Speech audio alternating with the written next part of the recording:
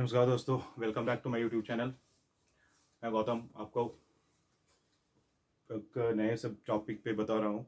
कल जैसे मैंने एक वीडियो अपलोड करी थी जिसमें बेसिकली अपने this is the with name basic concept of basic accounting one. So continue करते हैं उसको आगे करके कि अगर आपने उसको देखा होगा तो उसमें बेसिकली जो प्रोसेस ऑफ अकाउंटिंग है दैट आई हैव एक्सप्लोर्ड। उसके आगे की चीज़ें देखें अगर कि अकाउंटिंग का बेसिकली इसके आगे क्या होता है, तो बेसिकली हम लोग अकाउंटिंग जो है डील करते हैं फंडामेंटल अकाउंटिंग अजम्पशन पे। Fundamental of accounting assumption,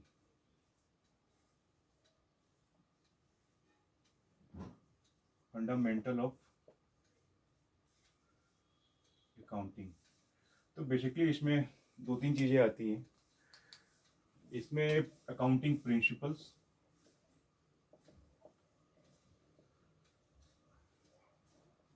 convention,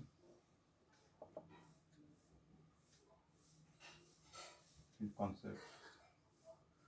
तो बेसिकली क्या है, कॉन्सेप्ट, प्रिंसिपल एंड कन्वेंशन, ये तीनों चीज़ें लगभग एक ही है, बट चूंकि बाइफरकेट किया गया है तो थोड़ा सा डिफरेंशियल हर एक चीज़ में है। प्रिंसिपल होता है क्या कि अकाउंटिंग किस प्रिंसिपल पे काम करता है।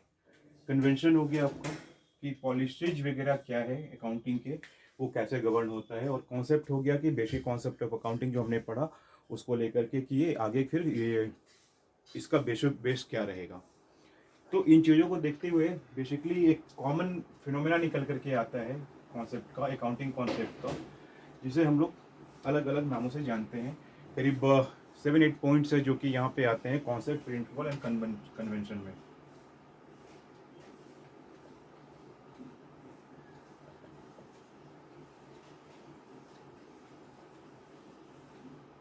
कन्वेंशन में तो जो पहला है, अगर आप लोग पढ़े होंगे तो जो पहला कॉन्सेप्ट है वो है बिजनेस एंटाइटी का। बिजनेस एंटाइटी कॉन्सेप्ट, इसमें बेसिकली क्या है, एक बार पहले नोट डाउन कर लेता हूँ फिर एलिब्रेट करता हूँ।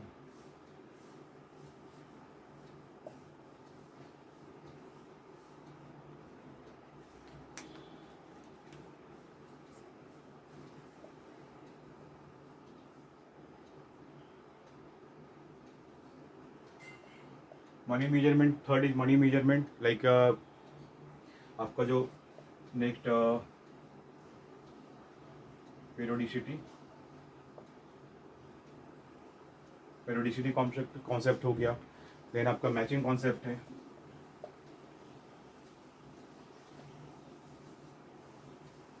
मैचिंग कॉन्सेप्ट है। देन आपका फिर गोइंग कंसर्न मैंने लिख रखा है यहाँ पे। फिर आपका कॉस्ट, कॉस्ट कॉन्सेप्ट है, मैटेरियलिटी कॉन्सेप्ट है।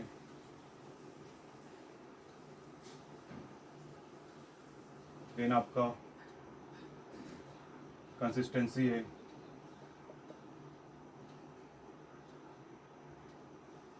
कंसिस्टेंसी। देन आपका फिर मनी मेजरमेंट।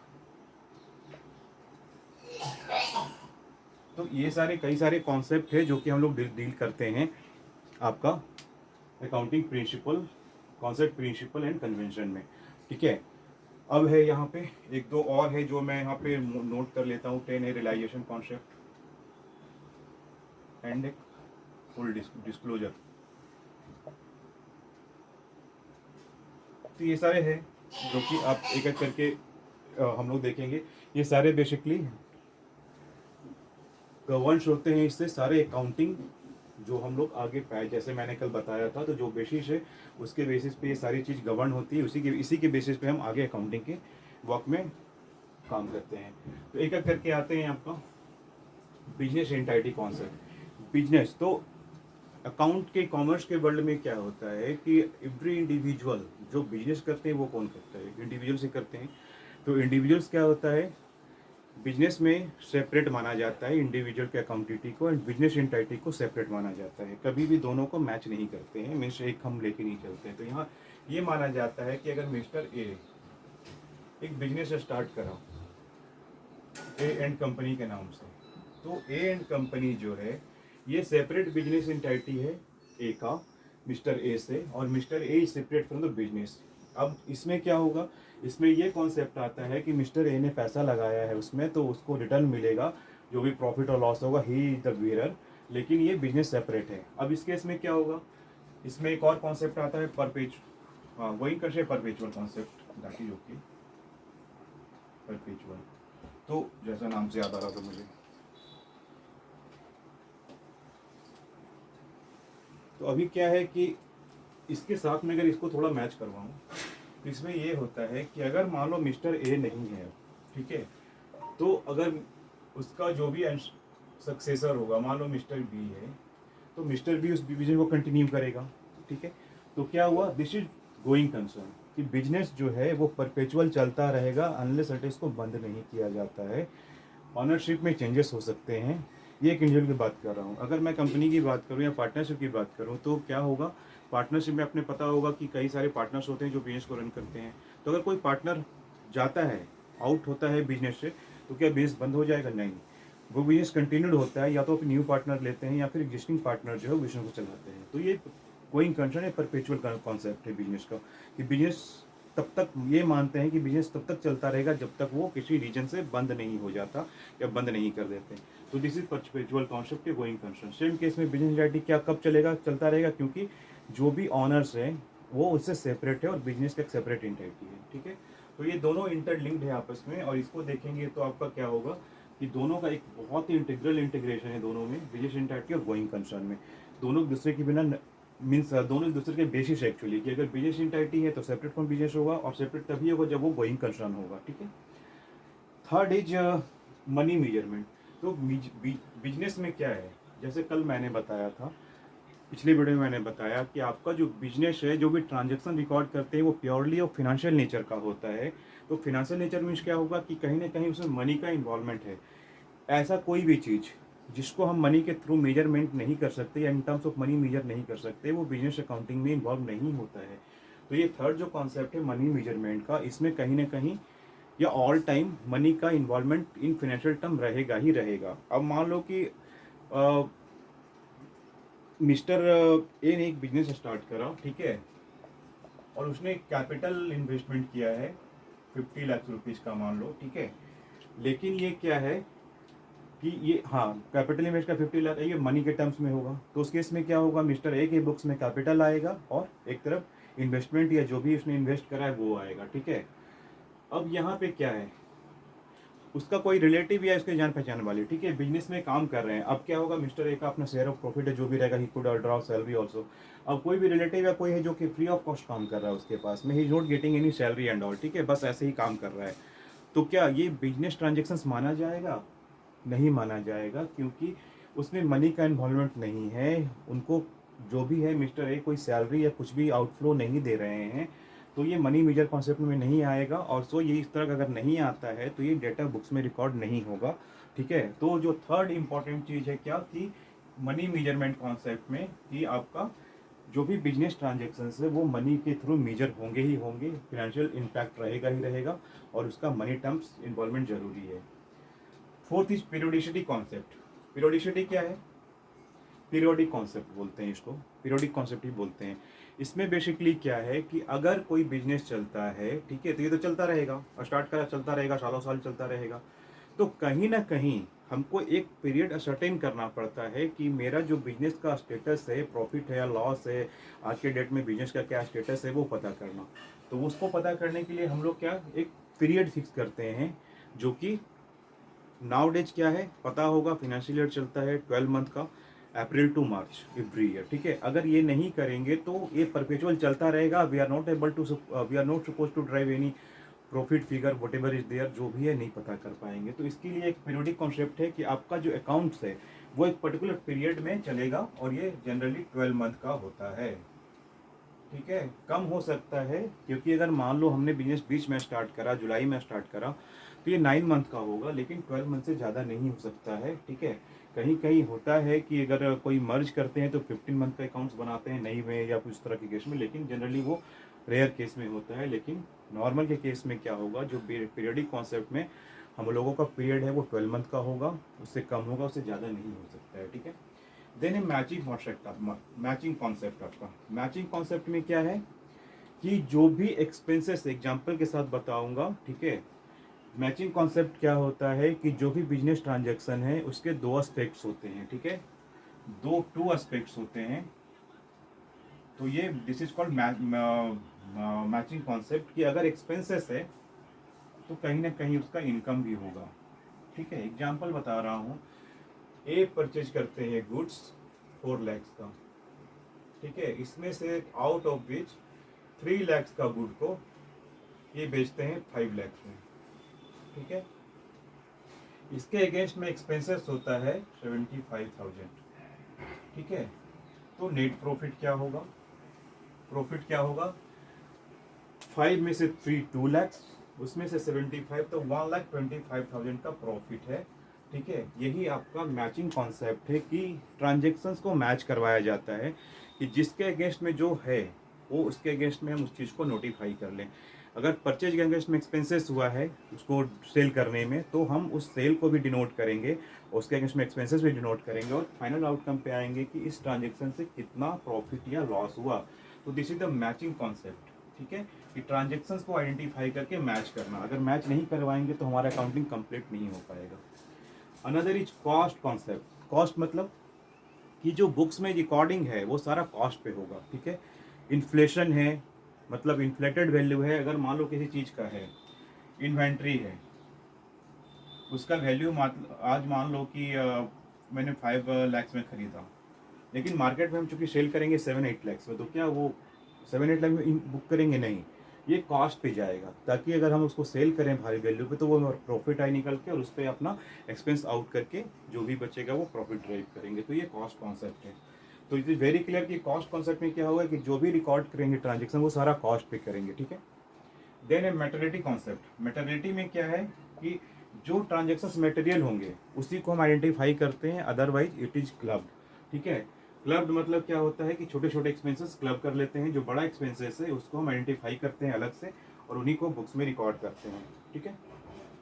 तो मैचिंग कॉन्सेप्ट में मेटेरियलिटी कॉन्सेप्ट में क्या होगा कि जो ट्रांजेक्शन का वैल्यू मटेरियल हो रहा है as per the business transaction. अब मान लो कि मिस्टर ए ने कुछ लाइक विड्रॉ करा कुछ फंड अपने से कैपिटल से, मान लो कि 5 लाख का कैपिटल था, उसमें 50,000 विड्रॉ करा, तो 50,000 और 5 लाख इज 10%, ठीक है। तो ये एक मटेरियल अमाउंट होता है। बिजनेस में जनरली हम लोग क्या करते हैं कि 1% से जो ऊपर होता है उसको मटेरियल मानते हैं। टोटल टर्नओवर का मतलब जितना हमने सेल करा उसका अगर 1% से ऊपर वैल्यू होता है किसी आइटम का, किसी भी एक्सपेंस का या किसी चीज़ों का, तो उसको हम स्पेसिफिकली मटेरियल मानते हैं और उसको अलग से रिपोर्टिंग करके उसको अलग से सेपरेटली शोन करते हैं the books of account. This is the material concept. तो ये डिपेंड करता है बिजनेस टू बिजनेस कि उसके लिए मटेरियल क्या होगा। किसी बिजनेस के लिए वो 1% मटेरियल नहीं हो सकता, किसी बिजनेस के लिए 0.5% ही मटेरियल होगा, ठीक है। तो डिपेंड करता है as per the situation nature of the business. Then आते हैं आपका कंसिस्टेंसी पे। कंसिस्टेंसी क्या है कि देखिए यही है कि अकाउंटिंग प्रिंसिपल एंड कन्वेंशन। तो मैंने जैसे बताया है कि अकाउंटिंग प्रिंसिपल्स जो या कन्वेंशन जो है बेसिकली कई सारे रूल्स रेगुलेशन पे चलते हैं, जो कि prime body of the accounts जो होते हैं किसी भी कंट्री के, उसके थ्रू टाइम टू टाइम बनाए जाते हैं, चेंज किए जाते हैं, अमेंड्स किए जाते हैं, ऐड किए जाते हैं, ठीक है। तो ये जो कंसिस्टेंसी है, हम जो भी बुक्स ऑफ अकाउंट बनाते हैं उसको हम लोग फॉलो करते हैं। लाइक मान लीजिए कि अगर हम इन्वेंट्री की बात करें, इन्वेंट्री मतलब स्टॉक परचेज करा, कुछ सेल हुआ, कुछ बच गया, जो हाथ में रह गया, इन हैंड रह गया, वो स्टॉक कहलाता है या इन्वेंट्री कहलाता है। तो इन्वेंट्री क्या है कि अगर हम इसको वैल्यू करते हैं, किस मेथड से आगे पढ़ेंगे, लीफो फीफो कुछ मेथड होते हैं कि लास्ट इन फर्स्ट आउट या वेटेड एवरेज मेथड, ठीक है। तो उसके बेसिस पे हम अपना वैल्यूएशन करते हैं। ईयर टू ईयर क्या होगा कि उस वैल्यूएशन को हम कंटिन्यू करते चलेंगे। ऐसा नहीं है कि आज के डेट में हम आपका वेटेड एवरेज कर लिए, नेक्स्ट मंथ नेक्स्ट ईयर में आपका फिर हम लीफो कर लिए, उसके नेक्स्ट ईयर फीफो, ऐसा नहीं है। जो एक है वो हम कंसिस्टेंट फॉलो करेंगे और ओवर द पीरियड फॉलो करते रहेंगे, अनलेस अनटिल कोई मेजर चेंजेस नहीं हो उसमें, तब तक कि फॉलो होते रहेगा। तो कंसिस्टेंसी मतलब हो जाएगा आपका क्या कि हम जो चीज़ फॉलो, जो प्रिंसिपल फॉलो कर रहे हैं उसको कंटिन्यू करना ओवर द पीरियड, ठीक है।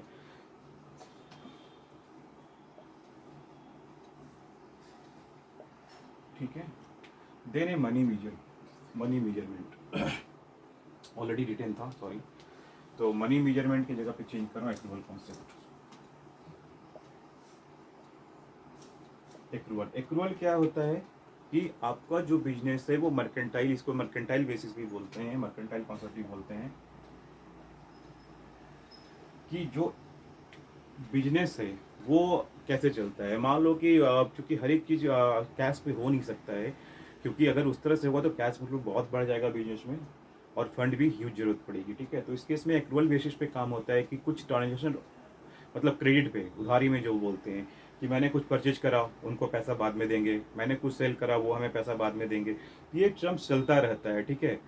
और जो भी होता है वो रिकॉर्ड कर लेते हैं बुक्स में फॉर द पीरियड। जैसे मैंने बताया कि अगर हम मैचिंग, ये पीरियोडिसिटी कॉन्सेप्ट में 12 मंथ का पीरियड है, तो 12 मंथ को जो एक्सपेंसेस होंगे वो पूरे पूरे बुक करेंगे। अगर वो आउटस्टैंडिंग है, मतलब बचा बकाया है तो भी, और अगर पे हो चुका है तो भी, ठीक है। तो दोनों का अलग अलग कॉन्सेप्ट है। इसी को एक्रूअल कॉन्सेप्ट बोलते हैं कि जो भी बिजनेस का जो ट्रांजेक्शन्स हैपेंड हुआ है दैट पर्टिकुलर पीरियड में, वो हम सारा रिकॉर्ड करेंगे, चाहे वो बकाया हो चाहे वो एडवांस में पेमेंट कर चुके हों। डिपेंड करता है किस तरह से करेंगे, वो आगे पढ़ेंगे, लेकिन यहाँ पे कॉन्सेप्ट वही है कि जो भी ट्रांजेक्शन से रिकॉर्ड कर लेंगे, ठीक है। रियलाइजेशन में, रियलाइजेशन कॉन्सेप्ट है, इसमें क्या है, एक और एक कंजर्वेटिव, ठीक है।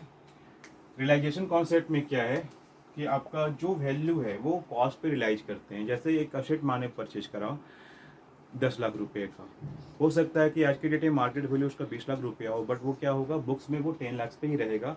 कभी भी हाई कॉस्ट पे उसको हम रिकॉर्ड नहीं करते हैं। तो ये रियलाइजेशन वैल्यू होगा कि मित्र जितना जो रियलाइजेशन वैल्यू है, रिलाइजेबल वैल्यू है, उस कॉन्सेप्ट पे काम करते हैं कि मेरा जो वैल्यू रहेगा वो नोटिफाई करेंगे, बट हमेशा हिस्टोरिकल कॉस्ट पे बुक्स में रिकॉर्ड होगा, ठीक है। तो रियलाइजेशन कॉन्सेप्ट है। डिस्क्लोजर हो गया आपका कि जो भी बुक्स में हम काम कर रहे हैं, क्या प्रिंसिपल है, क्या कॉन्सेप्ट है, क्या कन्वेंशन है, वो सारा उस बेसिस पे कर रहे हैं, उसको हम डिस्क्लोज करते हैं बुक्स ऑफ अकाउंट में। जैसे आप पढ़ेंगे तो प्रॉफिट एंड लॉस अकाउंट, जो अकाउंटिंग का सेट ऑफ बुक्स होता है, उसमें क्या होगा, trading profit and loss account, final account में balance sheet and notes on account and disclosure of accounting policies and all. तो जो भी अकाउंटिंग पॉलिसी को डिस्क्लोजर करते हैं, ठीक है, तो वो यहाँ पे डिस्क्लोजर में आता है। तो हमको डिस्क्लोज करना पड़ेगा कि किस वैल्यू से इन्वेंट्री वैल्यूशन कर रहे हैं, और वैल्यूशन ऑफ इन्वेंट्री मेथड क्या है, एसेट का क्या हिसाब है, बिजनेस का कैसे कर रहे हैं, मर्केंटाइल पे कर रहे हैं कि कैश बेसिस पे कर रहे हैं, ठीक है।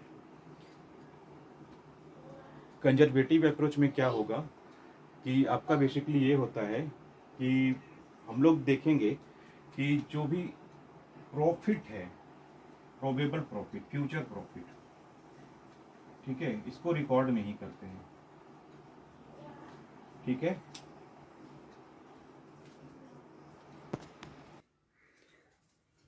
तो कंजर्वेटिव अप्रोच में क्या है कि हम जो 12 मंथ का पीरियड है उसमें जो भी लॉसेस या बिजनेस के जो भी एक्सपेंसेस है या लॉसेस हैं वो हम बुक कर लेते हैं।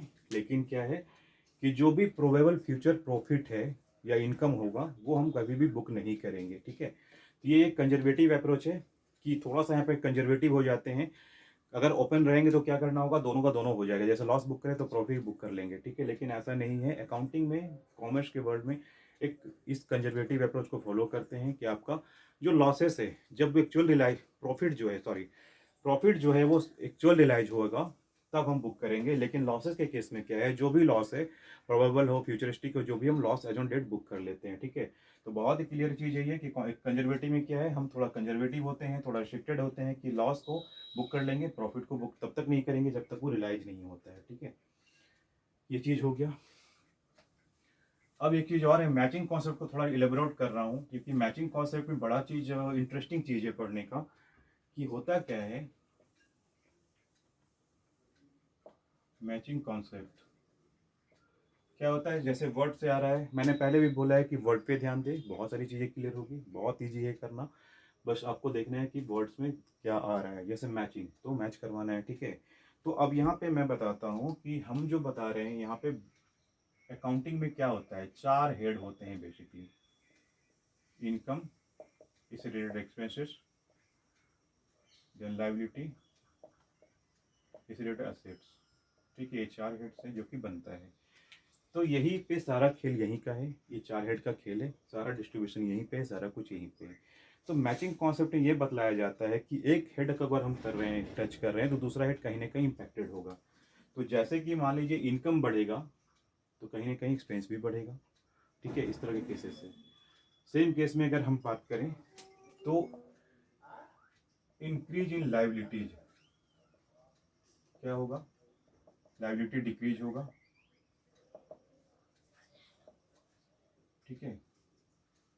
इसके बाद ये वाला एक है, दूसरा होगा असेट इंक्रीज होगा, ठीक है। कहीं ना कहीं ऐसा होगा, अगर लाइबिलिटीज बढ़ता है एक जगह पे तो कहीं ना कहीं लाइबिलिटी, दूसरा लाइबिलिटी डिक्रीज होगा। जैसे कि मान लीजिए कि मैंने क्रेडिटर को पेमेंट करा कहाँ से, बैंक लोन से, ठीक है। तो क्या होगा, बैंक लोन बढ़ेगा, क्रेडिटर घटेगा, तो इस केस में क्या है, लाइबिलिटी घटेगा, बढ़ेगा और लाइबिलिटीज घटेगा, सेम केस। दूसरा चीज है लाइबिलिटीज को पे बढ़ेगा और असेट बढ़ेगा इस केस में, ठीक है। हाँ, इस केस में क्या है, और एक और इसमें कर लेता हूँ, लाइबिलिटीज घटेगा,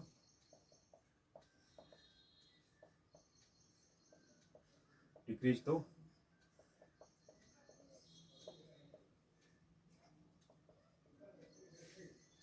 ठीक है, ऐसे होते हैं। तो इस तरह से होगा कि लाइबिलिटीज अगर बढ़ा तो दो चीज होगा, लाइबिलिटीज खुद घटेगा या असेट बढ़ेगा।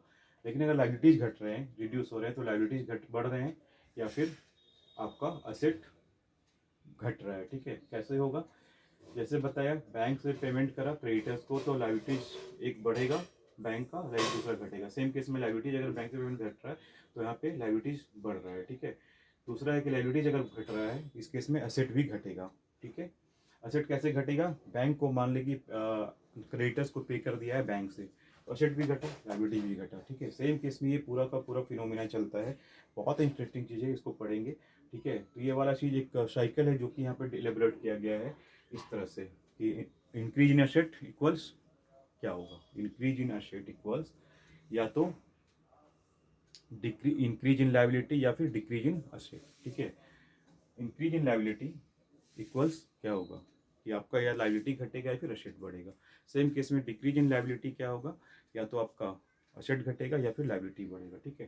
तो बहुत इंटरेस्टिंग कॉन्सेप्ट है, इसको फिर से पढ़ेंगे, ठीक है। एक बार मैं अभी इसमें कंक्लूड कर रहा हूँ, इसको मैं एक सेपरेट छोटा सा वीडियो बनाकर डाल दूंगा, प्लीज़ देखेंगे। And do subscribe and like this videos, and please let me know, and again I requesting for like and subscribe my channel, and thank you very much.